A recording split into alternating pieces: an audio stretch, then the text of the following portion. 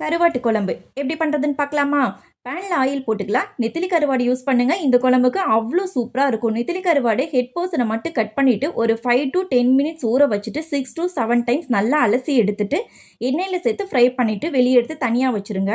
அதே எண்ணெயிலேயே வெந்தயம் கொஞ்சமாக, சின்ன வெங்காயம், கறிவேப்பிலை, சால்ட்டு சேர்த்து வதக்கிடலாம். 4 பழ தக்காளி அரைச்சி சேர்த்துடலாம். தக்காளியோட ராஸ்மல் போகிற வரைக்கும் குக் பண்ணிவிட்டு குழம்புக்கு தேவையான அளவு குழம்பு மிளகாய் பொடி, மஞ்சள் பொடி சேர்த்து மிக்ஸ் பண்ணி விட்டுறலாம்.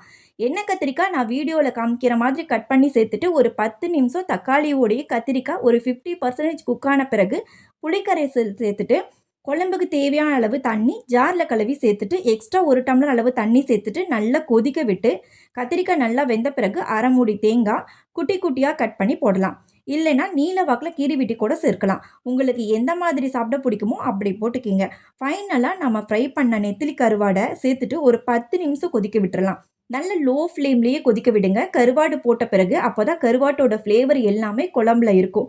குழம்பு சாப்பிட்றதுக்குமே அவ்வளோ ருசியாக இருக்கும். நல்ல சுட சுட சாதம், ராகி களி இல்லைன்னா பழைய சாதம் இப்படி எது கூட வேணாலும் காம்பினேஷன் பண்ணி சாப்பிடுங்க. தேங்க்யூ ஃபார் வாட்சிங்.